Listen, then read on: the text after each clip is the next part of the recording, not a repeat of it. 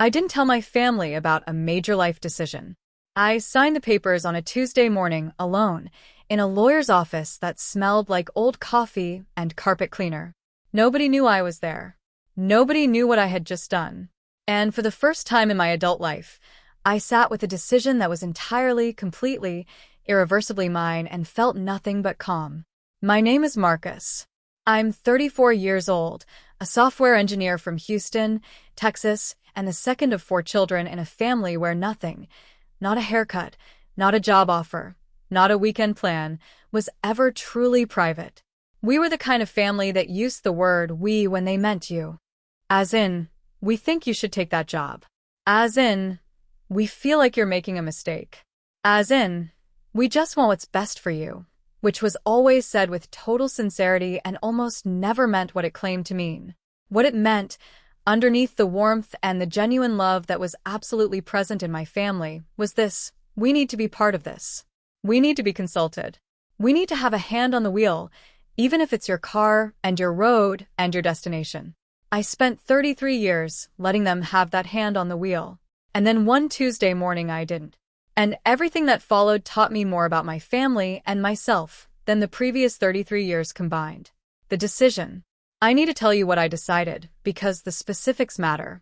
Not because the decision itself was unusual or controversial. It wasn't really by any objective measure. But because the very ordinariness of it is the point. I bought a house. Not a house in Houston where my family lived and where I had lived my entire adult life within a 15-minute radius of my parents. A house in Austin, 160 miles away. I had been offered a fully remote position at a company I had been watching for 2 years, a company doing exactly the work I wanted to do, paying significantly more than I was making, with the kind of autonomy and ownership that my current role had never offered. I had interviewed in secret over 6 weeks. I had gotten the offer. And then I had spent 3 quiet weeks deciding. The deciding was the most solitary I had ever been. I took long drives. I made spreadsheets I showed no one. I called my college roommate, Darius, who lived in Portland and had no investment in my geography, and talked through the numbers and the feelings with someone who would not flinch in either direction. And I decided, yes, Austin. The job. The house I had already been looking at online already had a favorite, already knew the neighborhood I wanted. I made the offer on the house on a Thursday. It was accepted by Friday afternoon. The papers were signed the following Tuesday. And at no point during any of this, not the interview, not the offer, not the house search, not the closing, did I tell a single member of my immediate family. I want to be honest with you about why. Because there were several reasons layered on top of each other, and they were not all equally flattering, and I think the honest account requires all of them. The surface reason was practical. I had learned, from decades of experience, that involving my family in a decision before it was made meant the decision would no longer be mine. It would become a committee project. My mother would worry out loud and at length about the distance. My older brother Deshaun would play devil's advocate with the finances in a way that was technically useful but emotionally exhausting. My father would say very little, but would say it in the specific heavy silence that communicated disapproval more efficiently than words.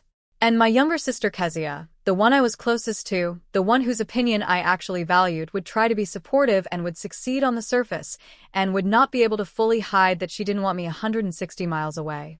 All of this input would have been offered with love. All of it would have been genuine.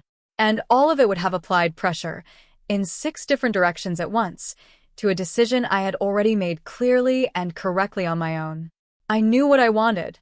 I had known for weeks. And I didn't want to spend that knowing defending it before I'd had a chance to live it. The deeper reason, the one I am less proud of but equally committed to naming, was that I was tired. Not of my family exactly. Tired of the architecture.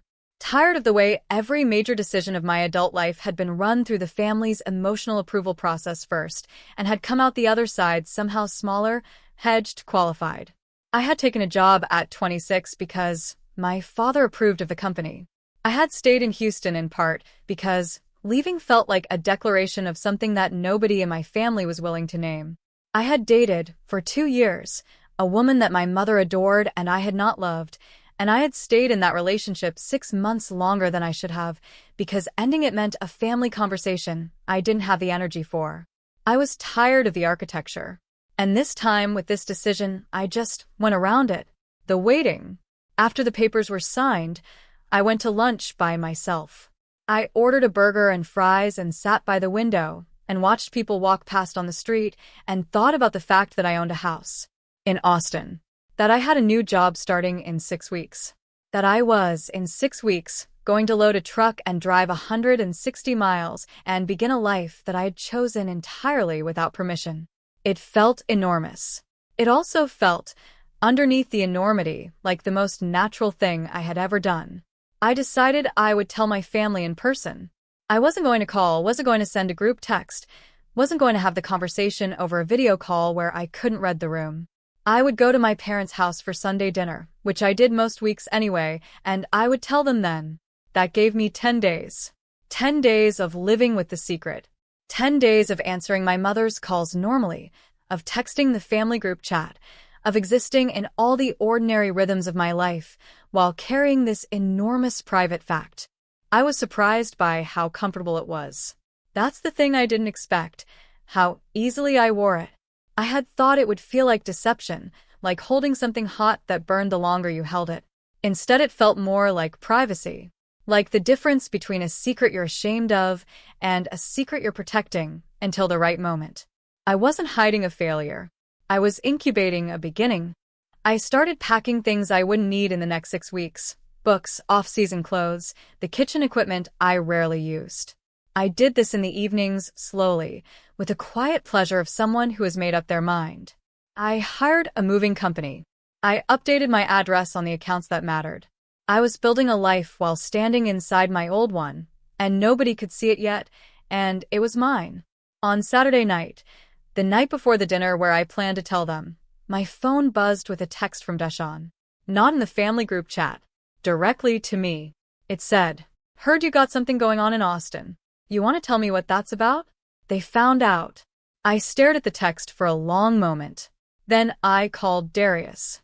He answered on the second ring, and before he even finished saying hello, I said, "Did you tell anyone?"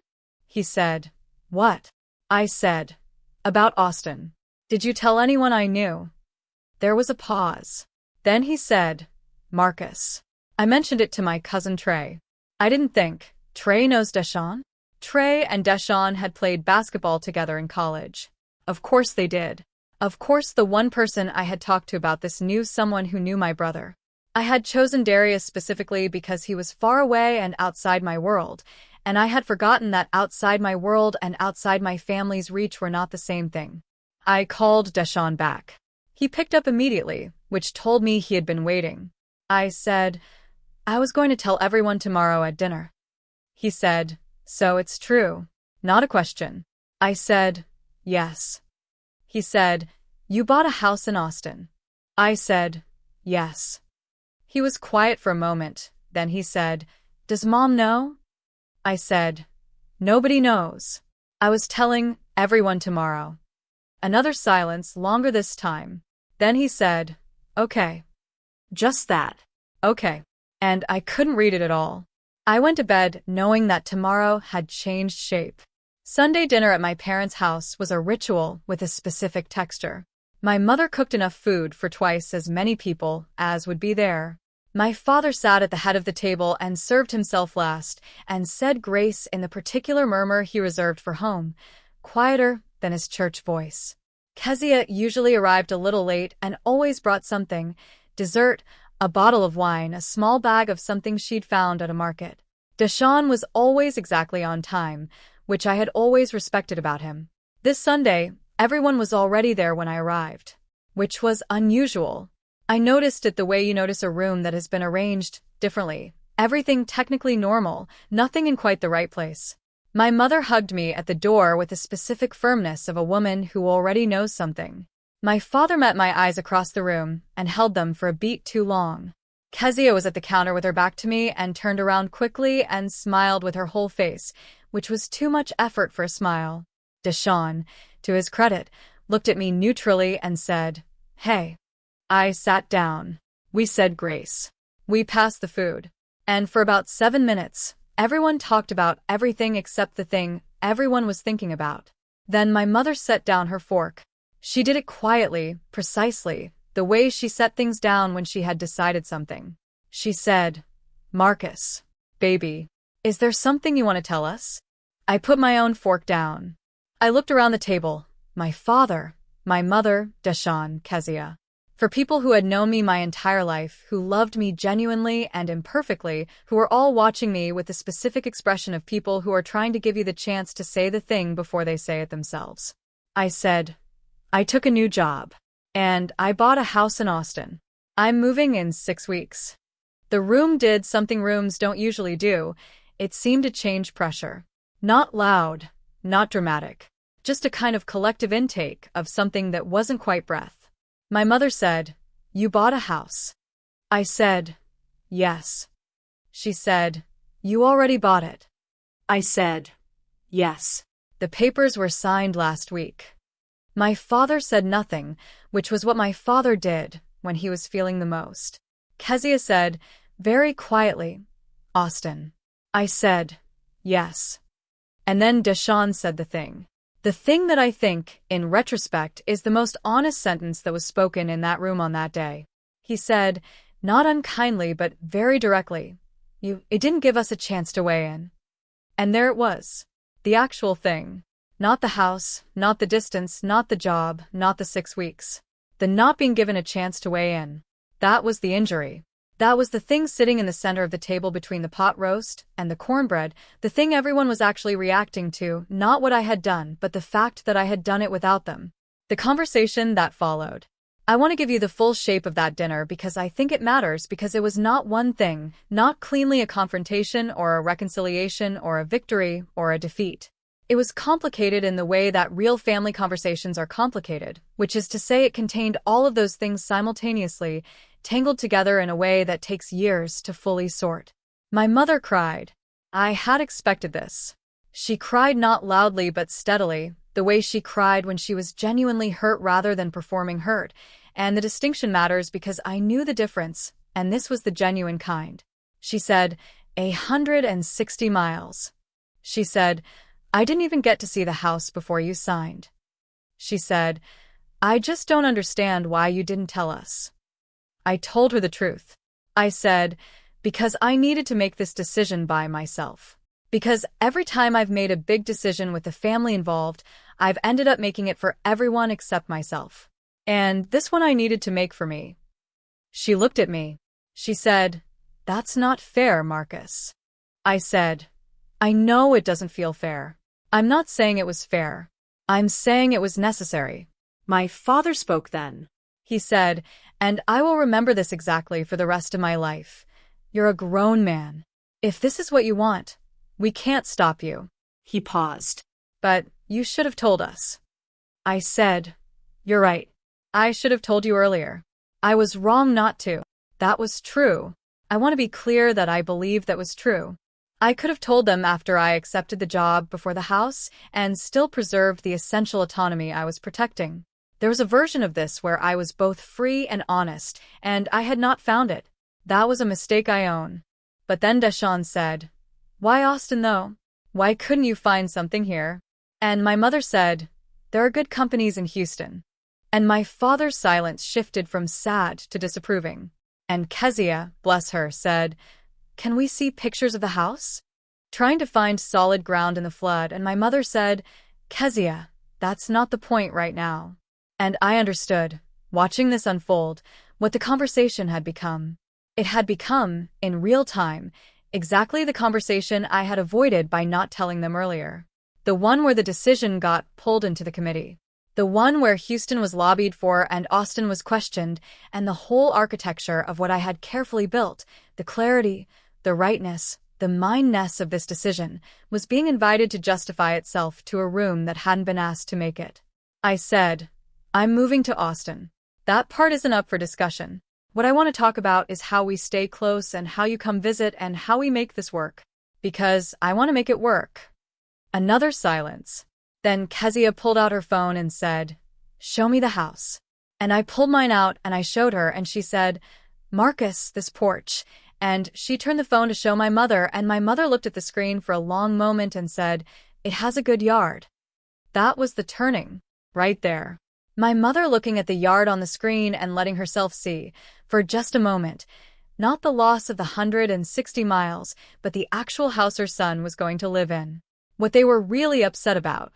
In the weeks that followed the dinner, in the calls and the texts and one long conversation with Deshawn over the phone late on a Wednesday night, the real shape of everyone's upset became clearer. And I want to tell you what it was, because I think it is the most important part of this story. Nobody was upset about Austin. Not really. My mother, once she had seen the yard and the porch and the bedroom with the big windows, was not upset about the house. My father was not upset about the job. When I explained the role and the company and the numbers, his silence took on a different quality, a respectful quiet that I recognized as his version of impressed. Kezia was not upset at all, not truly. She was sad, and sad is different. Deshawn, in that Wednesday call, said it most plainly. He said, "You know what bothers me? It's not that you moved. It's that you didn't think I could handle hearing about it before it was done." I sat with that. Then I said, "That's fair." He said, "I'm your brother, man. You could have called me. I would have helped you think it through." I said, "I know, but I didn't want help thinking it through. I had thought it through. I just didn't want the interference."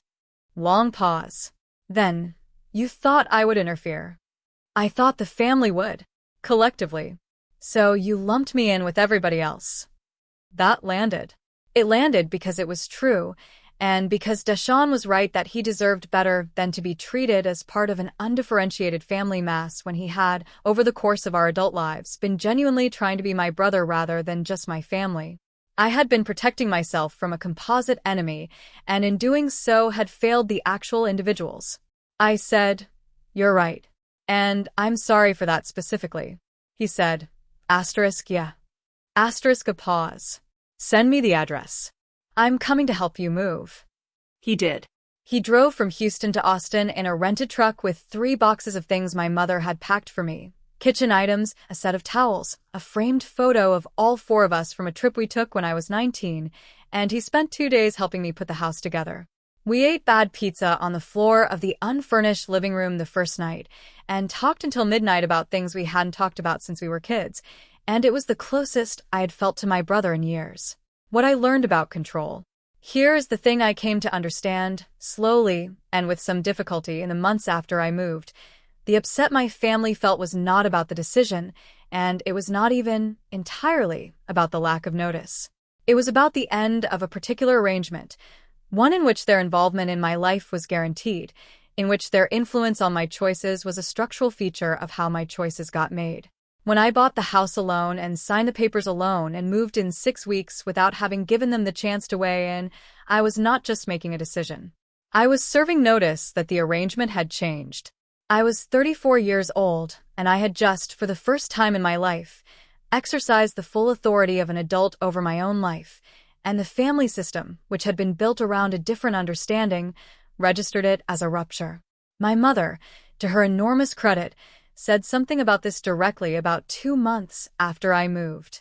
We were on the phone on a Sunday afternoon, and she said, "I've been thinking about why I was so upset. And I think it's because I realized you're not going to ask me anymore. Not for the big things. You've stopped asking." I said, "Mom?" She said, "No, I'm not saying it to make you feel bad. I'm saying it because I think it's probably right. I think you probably should have stopped asking a while ago, and I probably should have made it clearer that you didn't have to." I didn't say anything for a moment. Then I said, "That means a lot." She said, "I still want you to tell me things." I said, "I will." She said, "Earlier." I said, "Earlier." She said, "And Marcus, the house is beautiful.